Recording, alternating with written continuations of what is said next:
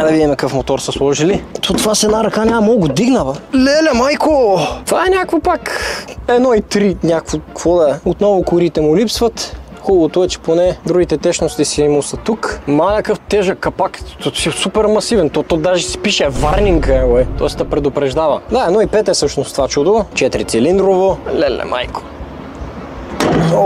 Шкъв то капак, бе. Ненормална работа. Гледай тук за кой да реч. Терерара.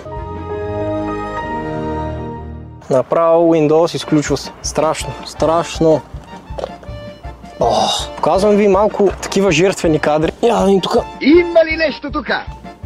Няма никой тук, за съжаление. Я видим тук. Няма никой.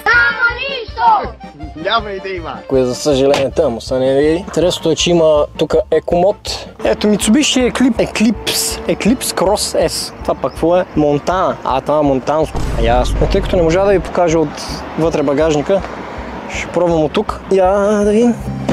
Малко багажниче. Трябва да сме честни с коли, които са идвали до сега. Това е направо чистак ново.